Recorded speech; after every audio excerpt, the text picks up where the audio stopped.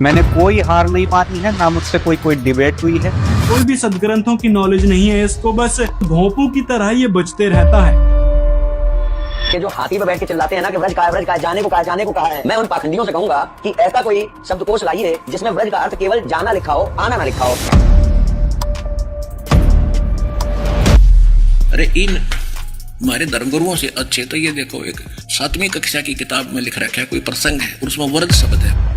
जो वेदुक्त धर्म का त्याग करके दूसरों को प्रमाण मानकर व्यवहार करता है, उसे शिक्षा देने के लिए यमलोक में बहुत से नरक कुंड बने हैं। रड गुण ब्रह्मा सतगुण विष्णु उत्तम गुण शिव जी तक की जो बुद्धि, जिनकी बुद्धि वहीं तक सेट है, इनसे आगे कोई सुनना भी नहीं चाहते, वो आसुर स्वभाव यानी राक्षस स्वभाव को धारण किए हुए मनुष्यों में नीच नराधम दूषित कर्म करने वाले मूढ़ लोग मुझको नहीं भजते।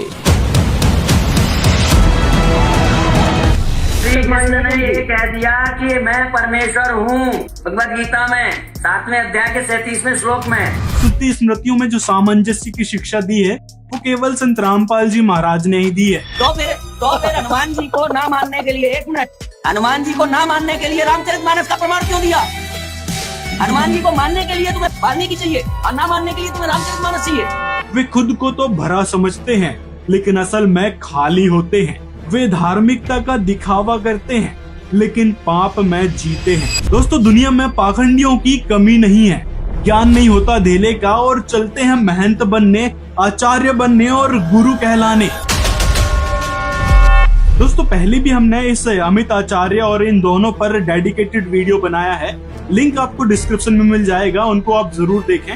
तो उन वीडियोस में हमने इस अमित आचार्य, ये शिवांश नारायण द्विवेदी और ये रुक्मणी माधव दास जैसे लोगों का पूरा पर्दाफाश किया है, उनके अज्ञान को उजागर किया है और इतने सारे प्रमाणों को देखने के बाद भी ये अपनी बौखलाहट से बाज नहीं आ रहे हैं और आएंगे भी नहीं, क्योंकि संत रामपाल जी महाराज ने जो श्रुति स्मृतियों के आधार पे भक्ति बताई है, उसमें सामंजस्य जो बिठाया है, उसके कारण इन लोगों की दुकानें बंद हो चली हैं। संत रामपाल जी महाराज ने ऐसा शास्त्र सम्मत ज्ञान बताया है जो लोग आज स्वीकार कर रहे हैं, क्योंकि हर एक बात संत रामपाल जी ने शास्त्रों से दिखाई है। भक्त समाज के परम हितैषी संत रामपाल जी महाराज ने भारत में ऐसे नकली और पाखंड से परिपूर्ण स्वयंभू गुरुओं के द्वारा फैलाई गई मनमानी प्रथाओं और शास्त्र विरुद्ध भक्ति के बारे में भक्त समाज को दिखाया है कि हमारे हिंदू धर्म के जो पवित्र श्रुति स्मृति है यानी पवित्र सदग्रंथ है, वो क्या बताने लग रहे हैं और हमारे जो आचार्य हैं, महंत और जो धर्मगुरु बन बैठे हैं, वो क्या बताने लग रहे हैं और हमसे क्या करवाने लग रहे हैं। जैसे कि उदाहरण के तौर पे ये लोग कहते हैं कि व्रत रखो, जागरण करो। मैं प्रश्न करना चाहता हूँ ये अमित आचार्य से कि आप श्री कृष्ण जी को भगवान मानते हैं? यदि मानते हैं तो उनकी बातों को भी आपने मानना पड़ेगा। जैसे गीता जी और पवित्र पुराण में कृष्ण जी क्या कह रहे हैं, पहले तो देखिए गीता अध्याय 6 का श्लोक 16, यहाँ पर व्रत और जागरण के बारे में बताया है कृष्ण जी ने। हे अर्जुन, यह भक्ति ना तो अधिक खाने वाले की सफल होती है और ना ही बिल्कुल ना खाने वाले की, अर्थात यह भक्ति ना तो व्रत रखने वाले की, ना अधिक सोने वाले की और ना अधिक जागने वाले की सफल होती है। इसीलिए भगवत गीता के इस श्लोक में जागरण रखने और व्रत करने के लिए पूर्णतया वर्जित बताया है।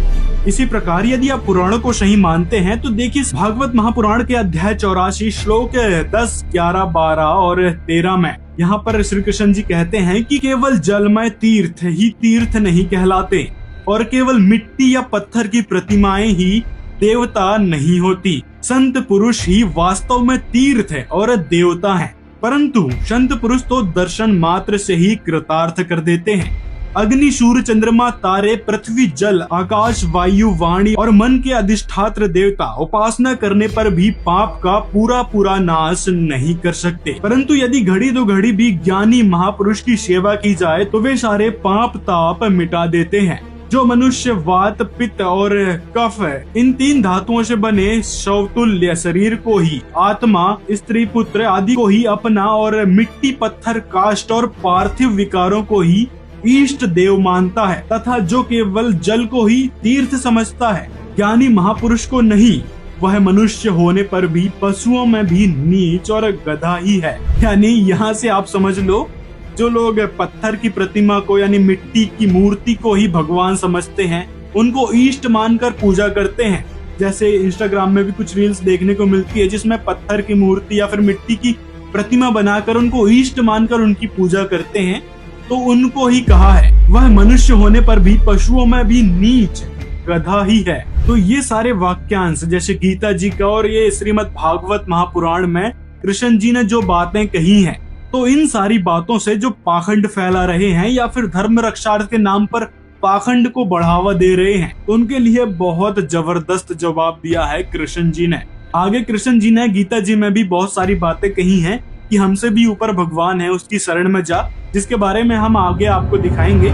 और मैं इस अमित आचार्य जैसे लोगों से पूछना चाहूंगा जो संत रामपाल जी को पाखंडी कहते हैं, यहाँ तक कि शिवांश जैसे मूर्ख ने भी संत रामपाल जी को पाखंडी कहा था, तो बताना जरा कि संत रामपाल जी ने ऐसा कौन सा पाखंड कर दिया। पाखंडी तो ऐसे लोग हैं जो इस प्रकार से झाड़ फूक करके पाखंड करने लग रहे हैं। पाखंडी की पहले तो परिभाषा समझ लो। पाखंडी वो होता है जो बड़े बड़े दावे करते हैं लेकिन उनके आचरण में बहुत कमी होती है। वे खुद को तो भरा समझते हैं लेकिन असल में खाली होते हैं। वे धार्मिकता का दिखावा करते हैं लेकिन पाप में जीते हैं। धार्मिकता का दिखावा करते हैं मतलब कि इस प्रकार से जो उन्होंने वेशभूषा बना रखी है, भगवा कपड़े पहन के, मस्तक में तिलक वगैरह लगा के ये जो दिखावा करने लग रहे हैं, जबकि ये लोग दिमाग से खाली होते हैं, यानी पैदल होते कहा गया है। तो ऐसे लोग होते हैं पाखंडी, जो अपने आप में गुरु बनने के लिए आतुर होते हैं। जैसे ये पाखंडी महंत तो बन चुका है और वैसे ही ये शिवांश नारायण द्विवेदी भी गुरु बनने की फिराक में लगा है और कुछ लोग तो इसको मानने भी लगे हैं। बस मैं आज जाने से पहले आपको एक बात कहूंगा कि मेरे लिए गुरुदेव शब्द उचित नहीं है। देखो वो इसलिए गुरुदेव है क्योंकि आप एज एक शास्त्री हैं और वो हमारी सनातन पद्धति के हिसाब से ये मतलब उचित लगता है हमें। चलिए ठीक है, आपके भाव का सम्मान है। वहीं दूसरी तरफ संत रामपाल जी महाराज श्रुति स्मृतियों के आधार पर ही तत्व भक्ति विधि बताते हैं। जैसे पुराणों में क्या लिखा है, उपनिषदों में क्या लिखा है और पवित्र वेद और गीता जी क्या बताती हैं, उसमें किस प्रकार का ज्ञान है और यहाँ पे किस प्रकार से गलत बताया गया है। तो संत रामपाल जी महाराज जी इन श्रुति स्मृतियों में सामंजस्य बिठाकर सतभक्ति जन समाज को बता रहे हैं, जिससे उनको लाभ भी मिल रहे हैं। आप लोगों की तरह नहीं कि पत्थर की मूर्ति बना के पूजा करने लगे, जिसका वर्णन हमारे किसी भी सदग्रंथ में नहीं है, ना ही पवित्र गीता जी में और ना ही पवित्र वेदों में। इन दोनों सदग्रंथों में केवल मंत्र जाप के बारे में बताया है, यानी एक अक्षर का सिमरण यानी उसकी साधना करने के बारे में बताया है। जैसे गीता अध्याय 8 का श्लोक 13 देख लो, गीता अध्याय 17 का श्लोक 23 देख लो, उसमें भी ओम तत्सत मंत्र का जिक्र है। और इसी प्रकार यजुर्वेद में भी ये मंत्र देख लो जिसमें ओम का सिमरण करने के लिए कहा गया है। अब मंत्रों की ही बात आ गई है तो ये रुक्मणी माधव दास जैसे अज्ञानी लोग कहते हैं कि ओम कोई मंत्र ही नहीं है। कहाँ लिखा है दिखा दो, वह तो एक अक्षर है। गीता अध्याय 8 श्लोक 13 में वह एक ओम अक्षर बताया गया है। चलो ओम मंत्र नहीं मानते तो अक्षर ही मान लो, लेकिन उसकी साधना करके उसको सिमरण करने के लिए तो कहा है, वो क्यों नहीं मानते। और दूसरी बात, इस श्लोक में ब्रह्म लिखा हुआ है, तो क्या कृष्ण जी ब्रह्म थे? नहीं, कृष्ण जी जो है विष्णु जी के अंश अवतार थे। श्री कृष्ण जी ने कभी अपने आप को ब्रह्म नहीं कहा है। ब्रह्म के बारे में और भी पवित्र सदग्रंथ जैसे पुराणों में जिक्र है। उस ब्रह्म के बारे में आप देवी पुराण पढ़ोगे, शिव महापुराण पढ़ोगे तो वहाँ पे ब्रह्म का जिक्र आता है जो सदाशिव है, वो कोई और है जिसे काल भी कहा गया है। अब बात करते हैं, यदि आप ओम एक अक्षर जो मंत्र नहीं मानते हैं, चलो अक्षर ही मान लो, उनकी साधना करने के लिए कहा है, उसका स्मरण करने के लिए कहा है, उसका जाप करने के लिए कहा है, तो फिर आप दूसरी तरफ क्यों लगे हो ये हरे कृष्ण मंत्र का जाप करने। वहीं शिवांश नारायण द्विवेदी भी सुबह 5 बजे जो है एक महामंत्र का जाप करवाता है ऑनलाइन। तो इस मंत्र के बारे में कहाँ लिखा है कि पवित्र गीता में लिखा हो, पवित्र वेदों में इस मंत्र के बारे में लिखा हो। और रही बात गायत्री मंत्र की, तो गायत्री मंत्र जो है यजुर्वेद का एक मंत्र है जिसके आगे ओम लगाकर उसको गायत्री मंत्र बना दिया। मतलब यजुर्वेद की उस मंत्र में केवल परमात्मा की महिमा का जिक्र है, उसमें ओम लगाकर अब उसको गायत्री मंत्र बना बैठे। तो यहाँ पे संत रामपाल जी महाराज बताते हैं कि वेदों के मंत्रों से यदि आप कोई छेड़खानी करते हैं तो आप परमात्मा के द्वारा बोले गए उस वेद मंत्रों की आप अवहेलना कर रहे हैं, उसमें कुछ फेर बदल करके। और जो आप कहते हैं ना, जैसे शिवांश नारायण द्विवेदी जैसे मंद बुद्धि लोग कहते हैं कि भाई संत रामपाल जी महाराज मंत्रों को गलत क्यों बताते हैं, जबकि संत रामपाल जी ने कभी नहीं कहा कि मंत्र गलत हैं। संत रामपाल जी बताते हैं कि जो उसमें अनुवाद किए हैं, जैसे कवि शब्द का अर्थ आता है, उसमें कवि का कवि होना था या कबीर होना था, तो उसके बारे में कहते हैं कि संत रामपाल जी महाराज मंत्रों पर विश्वास नहीं करते, तो उनके अनुवाद पे क्यों करते हैं? अनुवाद पे विश्वास करते तो मंत्र पे क्यों नहीं करते? मतलब हद होती बेवकूफी की। संत रामपाल जी का एक भी वीडियो दिखा दो जिसमें संत रामपाल जी ने कहा हो कि ये जो संस्कृत के मंत्र लिखे हैं वेदों के, वो गलत है। संत रामपाल जी ने ऐसा कभी नहीं कहा। उन्होंने जो अर्थ करने वाले अनुवादक हैं उनके बारे में कहा कि इन्होंने यहाँ पे गड़बड़ी करी है। जैसे यजु का उदाहरण भी दिखाते हैं जी, वहाँ यजु लिखा है तो यजु का यजुर्वेद किया है। अब वापस आते हैं इस मूर्ख मणिदास पे। तो आप हरे कृष्ण महामंत्र का जाप क्यों करते हो? मतलब वो भी आप शास्त्रों के अनुसार भक्ति नहीं कर रहे, और दूसरी तरफ आप ढिंडोरा पीटते हो कि शास्त्रों में जो बात लिखी है हम उसी को मानेंगे। तो बताओ जरा, कहाँ लिखा है हरे कृष्ण महामंत्र के बारे में पवित्र गीता जी में या पवित्र वेदों में कि इसका ये कोई मंत्र है, महामंत्र है, उसका जाप करना चाहिए? शिवांश नारायण द्विवेदी से भी पूछना चाहूंगा कि जो 5 बजे उठ के वो महामंत्र का जाप करवाता है ऑनलाइन, तो उसके बारे में भी कहाँ लिखा है? वो भी हमको दिखाओ कि पवित्र वेद में या गीता जी में यहाँ लिखा है। उपनिषदों का रट्टा नहीं लगाना। उपनिषद तो ऋषियों के अपने अनुभव हैं। जो हिंदू धर्म या सनातन धर्म के ऑथेंटिक हैं वह पवित्र वेद और गीता जी हैं। इनमें दिखाओ कहाँ लिखा है इन महामंत्रों के बारे में। यदि गीता में और वेदों में इन मंत्रों का जिक्र नहीं है तो समझ लो कि आप शास्त्र सम्मत भक्ति कर ही नहीं रहे हैं, वो तो आप शास्त्र विरुद्ध आचरण कर रहे हैं। और शास्त्र विरुद्ध आचरण करने वालों के लिए गीता अध्याय 16 श्लोक 23 में कहा है, जो मनमाना आचरण करते हैं उनकी ना तो गति होती है ना ही कोई कार्य सिद्धि होती है। और इसी प्रकार ब्रह्मा विष्णु महेश को इष्ट मानकर उनकी भक्ति करते हैं, ऐसे लोगों के लिए ही गीता अध्याय 7 का श्लोक 13 से 15 में देखिए। 13वें श्लोक में क्या कहा है? 7वें अध्याय का 13वां श्लोक।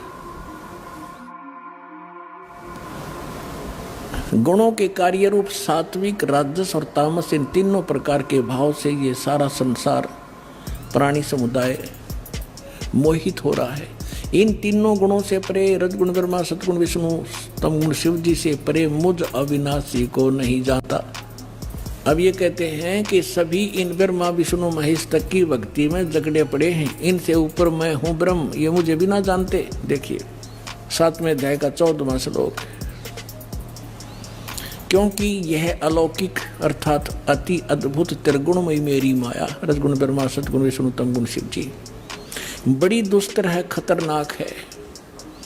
और जो पुरुष मुझको निरंतर भजते हैं यानी ब्रह्म की साधना करते हैं ओम नाम का, वे इस माया का उल्लंघन कर जाते हैं। वो ब्रह्मा विष्णु महेश को ओवरलैप कर जाते हैं, जंप कर जाते हैं, इनसे अधिक राहत मिलती है उससे। आगे देखो 15वें में क्या कहा है? ओए होए, माया के द्वारा जिनका ज्ञान हरा जा चुका है, रजगुण ब्रह्मा, सतगुण विष्णु, तमगुण शिव जी तक की जो बुद्धि, जिनकी बुद्धि वहीं तक सेट है, इनसे आगे कोई सुनना भी नहीं चाहते, वो आसुर स्वभाव यानी राक्षस स्वभाव को धारण किए हुए मनुष्यों में नीच, नराधम, नराधमा, मनुष्यों में नीच, दूषित कर्म करने वाले मूढ़ लोग मुझको नहीं भजते। अब यहाँ पर ये लोग रोने लग जाएंगे कि त्रिगुणमयी मेरी माया। यहाँ पे जो त्रिगुण है तो इसका मतलब कहाँ लिखा है कि ब्रह्मा विष्णु महेश होता है? पहले तो देखिए शिव महापुराण रुद्र संहिता सृष्टि खंड के पृष्ठ 283 में ब्रह्मा जी स्वयं स्वीकार कर रहे हैं कि हम में ये 3 गुण है। विष्णु जी सतगुण, मैं यानी ब्रह्मा जी रजगुण और रुद्र तमोगुण वाले कहे गए हैं। वहीं संक्षिप्त वाली शिव महापुराण में भी देख लो, यहाँ पे 130 पृष्ठ पे लिखा है कि इस प्रकार ब्रह्मा विष्णु और रुद्र इन 3 देवताओं में ये 3 गुण हैं। अब देखिए देवी भागवत महापुराण तृतीय स्कंद अध्याय 5 श्लोक 8 में यहाँ पे शिव जी कह रहे हैं कि हे अंबिके, यदि आप सदा दयालु चित्त वाली न होती तो मैं यानी शिव जी तमोगुण युक्त, ब्रह्मा रजोगुण युक्त तथा विष्णु सतोगुण युक्त कैसे बनते। देवी भागवत महापुराण में ऐसे ऐसे ढेरों प्रमाण आपको मिल जाएंगे जहाँ पे तीनों देवता ये कहते हैं कि हम में रजगुण, सतगुण और तमगुण हैं।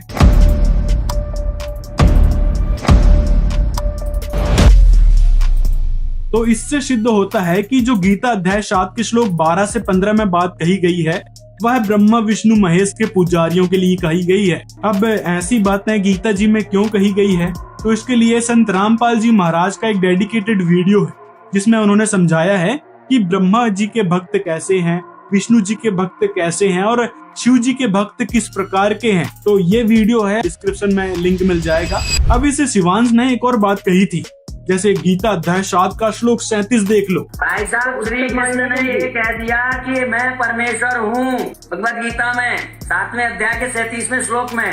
7वें अध्याय के 37वें श्लोक में। जबकि दोस्तों गीता जी के अध्याय 7 में सिर्फ 30 ही श्लोक हैं, ना कि 37। इस मंद बुद्धि ने कभी गीता पढ़ी होती तो इसको पता चलता कि भाई वास्तव में क्या है गीता जी की सच्चाई, उसमें कितने श्लोक है, कितने क्या हैं। अब सुनिए, संत रामपाल जी ने बताया है गीता अध्याय 7 के श्लोक 20 से 23 का सरलार्थ। 7वें अध्याय के 20 से लेकर 23 तक और निर्णय ज्ञान दिया है। जो इन देवताओं की जो पूजा करते हैं वो पूजा तो कर रहे हैं भगवान समझ के, भगवान की भक्ति कर रहे हैं, लेकिन इनको जो मैंने थोड़ी बहुत पावर दे रखी है उसका अक्षीणिक लाभ इन मूर्खों को प्राप्त हो रहा है। ये सच्चाई नहीं है। देवताओं की पूजा करने वाले देवताओं तक सीमित रह जाएंगे, इनका जन्म मृत्यु सदा बना रहेगा। अब शिवांश भाई, यदि आप वेदों में लिखे गणपति को गणेश जी समझते हैं तो फिर देवी भागवत महापुराण के इस बात को भी मानना चाहिए।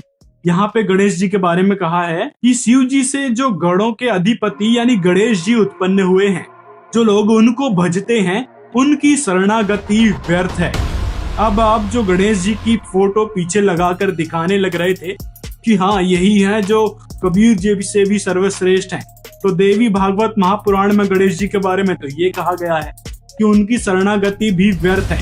जो उनकी पूजा करते हैं या फिर उनकी शरण को मानते हैं, उनकी शरण में उनकी शरणागति भी व्यर्थ बताई गई है। यही नहीं, यदि आप लोग जो है गीता का ज्ञानदाता कृष्ण जी को समझते हैं तो वैसे तो बहुत सारे हमने प्रमाण इस बारे में दिखा भी रखे हैं, लेकिन एक और देखिए, यहाँ पर ब्रह्म वैवर्त पुराण में कृष्ण जी के बारे में कहा गया है कि कृष्ण जी यानी विष्णु जी जो हैं वो केवल चतुर्भुज यानी द्विभुज और चतुर्भुज ही बना सकते हैं। वहीं पे फिर गीता अध्याय 11 श्लोक 46 में अर्जुन स्वयं कहने लग रहे हैं कि हे सहस्त्रबाहु, यहाँ पे सहस्त्रबाहु शब्द का उल्लेख आया है। तो देखिए पूरी बात, यहाँ पे कहा है अर्जुन ने हे सहस्त्रबाहु, यदि आप समस्त सृष्टि के साकार स्वरूप हैं, फिर भी मैं आपको चतुर्भुज रूप में ही देखना चाहूंगा, जो गदा चक्र और मुकुट धारण किए हुए हैं। गीता के इस श्लोक से भी ये बात सिद्ध होती है, चतुर्भुज रूप वाले ही कृष्ण जी थे।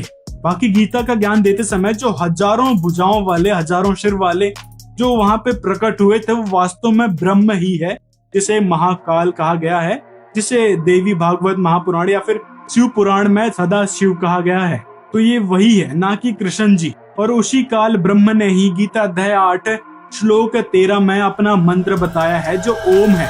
अब आते हैं अगले टॉपिक पे। जैसे हमने दिखाया था रामचरितमानस, वहाँ पे हनुमान जी स्वयं अपनी भक्ति के लिए, अपनी पूजा के लिए मना कर रहे हैं। तो शिवांश नारायण द्विवेदी जैसे कुतर्की लोग यहाँ पे अपना कुतर्क व्यक्त करते हैं। हनुमान जी की भक्ति लिखी है रामायण में? हाँ लिखी है, बताता हूँ कहाँ लिखी है। अंधी छोड़ने का मतलब है कि मुक्ति। हाँ। अब भैया तुलसीदास जी ने हनुमान चालीसा के लास्ट में क्या लिखा? 64 बार पाठ कर जो ही छूटे ही बंदी। इसने हनुमान चालीसा की चंद लाइनों को पढ़कर ये कहने लगा कि देखो तुलसीदास जी यहाँ पर ये कहने लग रहे हैं हनुमान जी के बारे में। अब बताओ क्या कहोगे? जी की रामायण मानेंगे हम तो है। तो फिर हनुमान जी को ना मानने के लिए, एक मिनट, हनुमान जी को ना मानने के लिए रामचरितमानस का प्रमाण क्यों दिया? हनुमान जी को मानने के लिए तुम्हें वाल्मीकि चाहिए और ना मानने के लिए तुम्हें रामचरितमानस चाहिए। अरे मूर्खांस भाई, पहले तो ये बताओ कि हनुमान चालीसा क्या हनुमान जी ने बोली है? नहीं ना। हनुमान चालीसा में जो तुलसीदास जी हैं उन्होंने उनका वर्णन किया है, उनकी महिमा गाई है। और दूसरी तरफ जो रामचरितमानस है वहाँ पे हनुमान जी स्वयं कहने लग रहे हैं। और आगे रामचरितमानस में बहुत सारी बातें हैं, सुनिए क्या कहा है रामचरितमानस में आप जैसे अंध भक्तों के लिए। और अब हम तुम्हें बताएंगे प्रमाण कि तुलसीदास जी क्या कह रहे हैं। उससे तुम्हें घबराहट भी हो सकती है, हो सकता है तुम्हारा बीपी भी बढ़ जाए, तुम्हें चक्कर भी आने लगे, रोने का भी मन करे, हो सकता है तुम लाइफ से भाग भी जाओ। तुम्हारी हालत बहुत खराब होने वाली है, क्योंकि तुलसीदास जी जो खुद अपने लिए कह रहे हैं, अब हम वो दिखाने वाले हैं। आइए देखते हैं संपूर्ण रामचरितमानस। ये बालकांड है, यहाँ पे दिखाइए बालकांड है, दोहा नंबर 11 और श्लोक इसका दूसरा है और पेज नंबर ये 30 है। पे तुलसीदास जी कह रहे हैं, जो श्री राम जी के भक्त कहलाकर लोगों को ठगते हैं, संसार के ऐसे लोगों में सबसे पहले मेरी गिनती है। ये तुलसीदास जी कह रहे हैं, जो श्री राम जी के भक्त कहलाकर लोगों को ठगते हैं, संसार के ऐसे लोगों में सबसे पहले मेरी गिनती है। कपट के धंधों का बोझ ढोने वाले, जो धर्म की झूठी ध्वजा फहरा रहे हैं, कपट के बोझ को ढो रहे हैं, संसार के ऐसे लोगों में सबसे पहले उन्होंने अपनी गिनती बताई है। तो अब तुलसीदास जी ने अपनी स्थिति बता दी। अब उनकी द्वारा लिखित इस पुस्तक से जो धंधा चला रहे हैं, उनकी क्या स्थिति होगी वो लोग आप लोग खुद समझ सकते हैं। 11 नंबर दोहा का श्लोक नंबर 3 पढ़ दें। अब पहला देखिए, जो कराल कलयुग में जन्मे हैं, जिनकी करनी कौवे के समान है और भेष हंस का धारण। कौवा क्या करता है? कौवा अपने स्वार्थ के लिए दूसरे जानवरों का मांस नोच के खा जाता है और भेष हंस का रखते हैं। जैसे आजकल के जो ब्राह्मण है, ज्ञान तो कुछ है नहीं और भेष उनने त्रिपुंड लगा लिया, बड़ी बड़ी मालाएं पहन लिए, लाल पीले वस्त्र धारण कर लिए और संत बन गए। कहते हैं वेद मार्ग को छोड़कर जो कुमार्ग पर चलते हैं, वेद मार्ग को छोड़कर, जो वेदों में भक्ति लिखी है उस भक्ति को छोड़कर जो कुमार्ग पर चलते हैं। कुमार्ग कौन से हैं? कुमार्ग हैं जैसे श्रीमद् भगवत गीता में व्रत करना निषेध है, व्रत करना मना किया गया है और मूर्ति पूजा का वेदों में कहीं कोई वर्णन नहीं कि मूर्ति की पूजा करना। ऐसे लोग जो वेद मार्ग को छोड़कर चल रहे हैं, मनमाना आचरण कर रहे हैं, कुमार्ग पर चल रहे हैं, वो कपट की मूर्ति और कलयुग के भांडे हैं। ये तुलसीदास जी ने स्पष्ट कर दिया है। और फिर उसके बाद तुलसीदास जी ने तो स्वयं अपने कह दिया है कि अपनी बुद्धि के अनुसार श्री राम जी के गुण गाता हूँ। वो जितनी उनके अंदर बुद्धि थी, उस बुद्धि के अनुसार वो श्री राम जी के गुण गा रहे हैं। मेरी अनेकों प्रकार की विनती को समझकर कोई भी इस कथा को सुनकर दोष नहीं देगा, क्योंकि उन्होंने ये अपना संविधान लिख दिया कि कल को आप मरेंगे और धर्मराज के दरबार में जाएंगे, वहाँ आपको दंड दिया जाएगा, आपको सताया जाएगा। तो आप वहाँ पर हम उनको दोष मत देना कि मैंने तो रामचरितमानस पढ़ी थी, मैं तो रोज पाठ करता था, वो मुझे ये क्यों दिया जा रहा है कष्ट।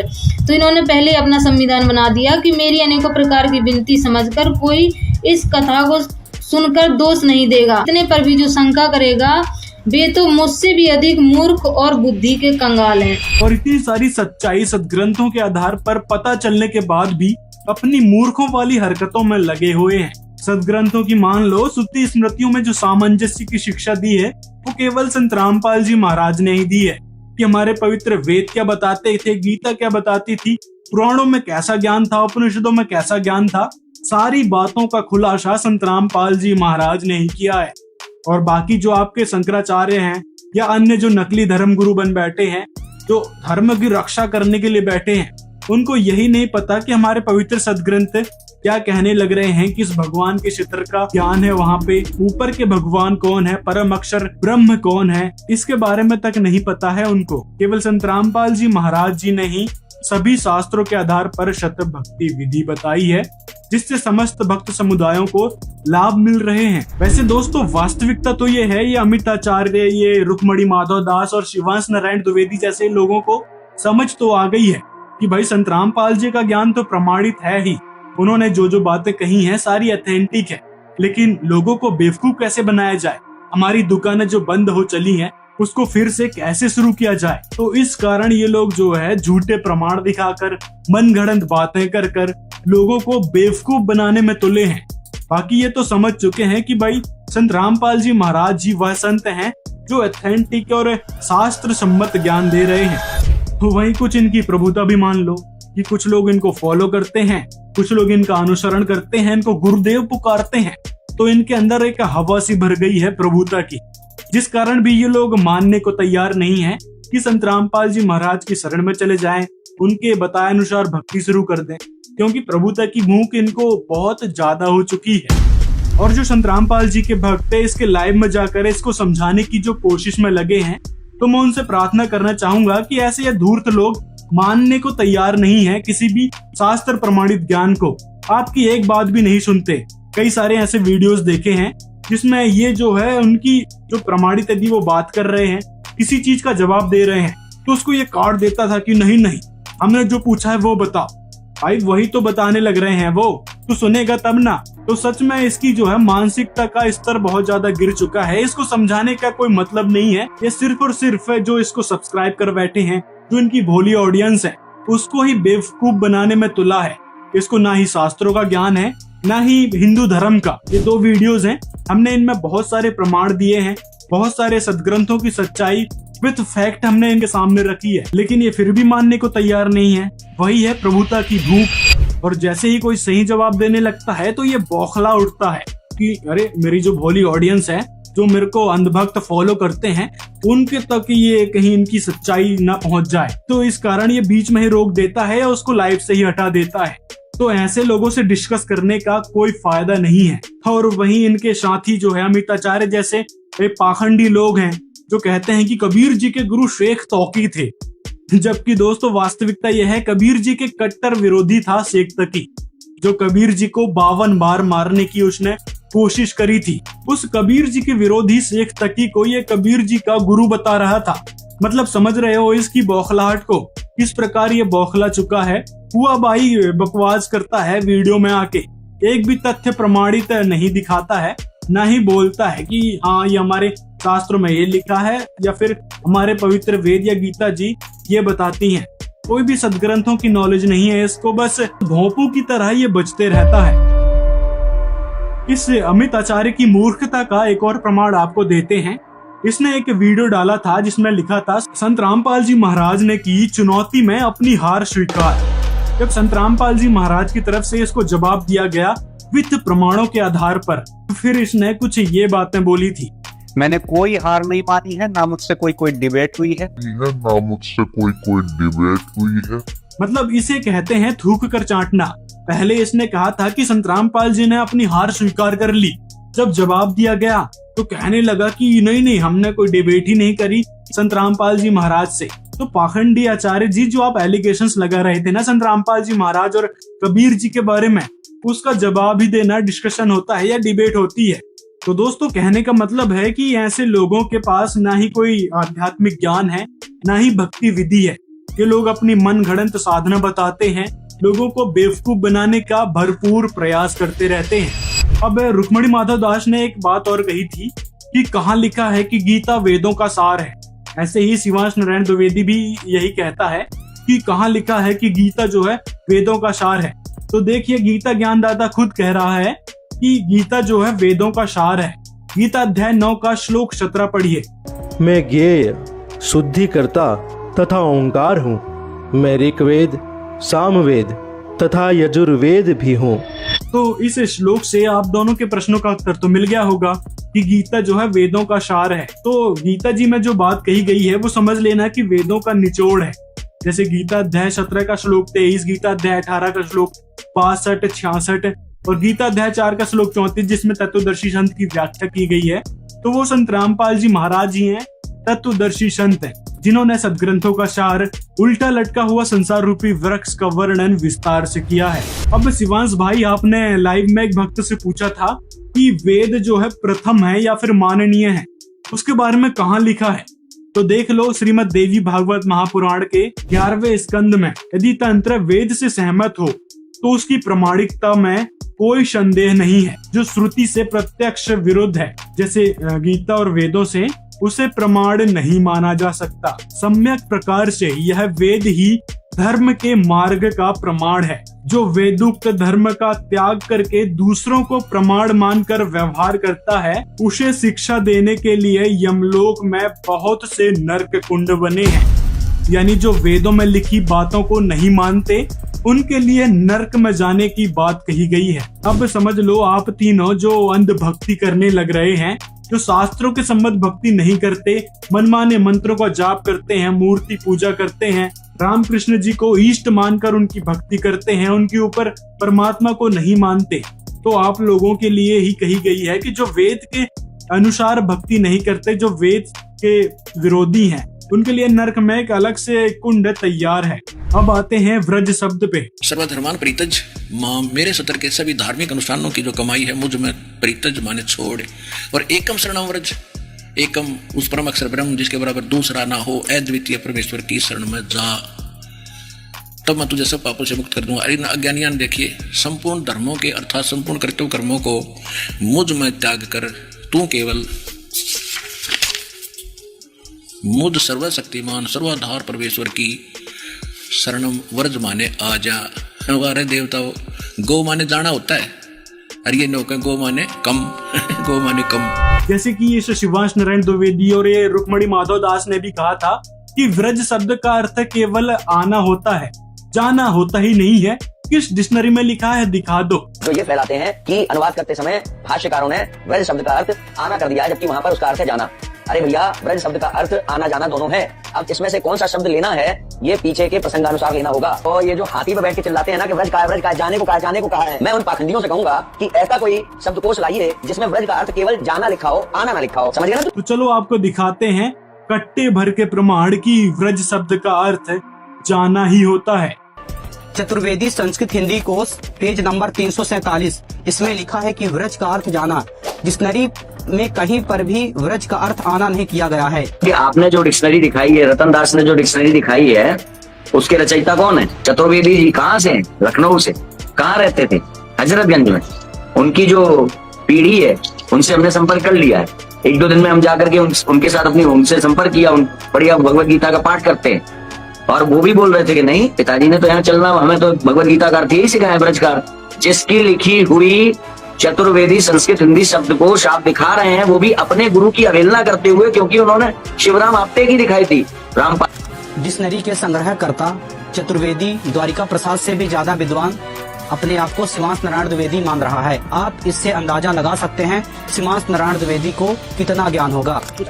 भगवत गीता 1866 में भगवान ने कहा माम एकम शरणम, और वहाँ पर एक शब्द आता है व्रज। तो ये मेरे पास शिवराम आपटे जी का शब्दकोश है। इसमें व्रज शब्द का अर्थ आना जाना, सड़क दर्शन करना बताया गया है। आना जाना दोनों अर्थ होने के कारण इसका दुरुपयोग करते हैं रामपाल जैसे लोग, जो ये फैलाते हैं कि अनुवाद करते समय भाष्यकारों ने व्रज शब्द का अर्थ आना कर दिया, जबकि वहाँ पर उसका अर्थ है जाना। देखिए, संस्कृत में उपसर्गों की संख्या 22 है। इसी प्रकार प्रा, परा, उप, सम, यानी इस प्रकार के जो शब्द हैं, ये मूल धातुओं और शब्दों के पहले लगने वाले होते हैं। इनके लगने से धातु या शब्द के अर्थ में बदलाव या विशेषता आ जाती है। जैसे व्रज शब्द है, उसका अर्थ होता है जाना चलना, और ऐसे ही उसके आगे आ लग गया, अव्रज, उस शब्द का अर्थ होता है आना। अब इस शिवांश नारायण जैसे मंद बुद्धियों को यही नहीं समझ आता, उसमें आ उपसर्ग लगी है, इसीलिए वहां पे आना शब्द किया है। ऊपर जो है व्रज शब्द का ऑथेंटिक अर्थ बताया गया है कि व्रज शब्द का अर्थ होता है जाना, चलना, प्रगति करना। आगे पुराणों से भी देखिए, गरुड़ पुराण है सरोद्वार अध्याय 4 श्लोक 3 में यहाँ पे व्रजंती शब्द है, तो यहाँ पे व्रजंती का अर्थ है वहां जाते हैं। इसी प्रकार विष्णु पुराण अंश 1 अध्याय 9 श्लोक 35 में देखिए, यहाँ पे शरणम व्रज लिखा है, यहाँ पे लिखा है कि शरण जाओ। इसी प्रकार आगे और देखिए अष्टवक्र गीता में, इसमें प्रकरण 5 श्लोक 4 में यहाँ भी लयम व्रज लिखा है, तो इसका अर्थ भी यहाँ पे मुक्त हो जाओ किया है। अरे इन हमारे धर्मगुरुओं से अच्छे तो ये देखो, एक 7वीं कक्षा की किताब में लिख रखा है, कोई प्रसंग है और उसमें व्रज शब्द है। पहले ये दिखा दो, ये कल एक भक्त ने ला के दी है राजस्थान से, उसने, क्योंकि हमारे भक्त भी खोजी हो गए, ये देखने पर रहे हैं, ये है कोई 7वीं कक्षा की, JB publishing house limited Delhi. ये है लेखक एवं संपादक है Pandit Deepak Sharma PhD, doctor Shrikant Chaturvedi PhD। अब इसके 57 पृष्ठ को दिखाते हैं आपको। ये है, ये 56 पृष्ठ है, ये देखिए 56 पृष्ठ है। अब यहाँ कोई प्रसंग चल रहा है, बच्चों को सिखाया जा रहा है। संस्कृत है कि हे पुत्र एकाकी माँ व्रज। इसका अर्थ है कि हे बेटा तू एकला मत जा, हे पुत्र एकाकी माँ व्रज, एकला मत जा। इसका यहाँ अनुवाद इन्होंने किया है, व्रज माने जा, जाओ, गो, बिल्कुल ठीक है। इन धर्मगुरुओं तो ये अच्छे आचार्य तो जिन्होंने यूं लिख दिया। तो इतने सारे कट्टे भर के प्रमाण हैं व्रज शब्द के बारे में कि व्रज शब्द का अर्थ होता है जाना चलना। तो जो गीता अध्याय 18 श्लोक 66 में व्रज शब्द आया है उसका अर्थ होता है जाना। और जो आपके शंकराचार्य हैं या अन्य जो अनुवाद करता है उन्होंने भी व्रज शब्द का अर्थ आना किया है, जो कि गलत है, जबकि व्रज शब्द का अर्थ होता है जाना, जो ऑथेंटिक अर्थ है। तो दोस्तों इन लोगों ने जो है लोगों को गुमराह करने में कोई कसर नहीं छोड़ी है। इसी प्रकार जो हमारे धर्मगुरु गुरु थे उनको तक सदग्रंथों का कोई ज्ञान नहीं था। वो बस कृष्ण जी को और ब्रह्मा विष्णु महेश को ही सर्वे सर्वा मान बैठे थे कि इनसे ऊपर कोई भगवान ही नहीं है। जबकि गीता जी में उस पूर्ण परमात्मा परम अक्षर ब्रह्म सच्चिदानंद घन ब्रह्म के बारे में बताया गया है, जिसकी जानकारी संत रामपाल जी महाराज जी बताते हैं, जिसके बारे में गीता अध्याय 18 श्लोक 62 में और गीता अध्याय 18 श्लोक 66 में कहा है कि उस पूर्ण परमात्मा की शरण में जा, जिसको प्राप्त करने के बाद तू परम शांति और उस सनातन परम धाम को प्राप्त होगा।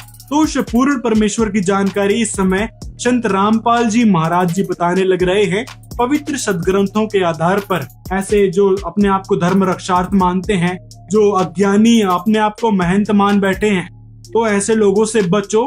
इनके पास कोई आध्यात्मिक ज्ञान नहीं है, ना ही सदग्रंथों की कोई नॉलेज है। भले ये पीछे कितने सारे सदग्रंथ रखे दिखाएं, लेकिन इनको उसकी समझ ही नहीं है। दोस्तों वीडियो में दिखाए फैक्ट के बारे में आप क्या कहना चाहेंगे कमेंट में हमें जरूर बताएं, और इस वीडियो को ज्यादा से ज्यादा अपने मित्रों तक शेयर भी कर दें, ताकि जो लोग ऐसे अन्य भक्तों के वीडियोस देखकर और संत रामपाल जी महाराज को गलत समझते हैं उनको भी थोड़ी दिशा मिल सके कि वास्तविकता क्या थी और ये लोग किस प्रकार से गुमराह करने लग रहे थे। मिलते हैं अगले वीडियो में।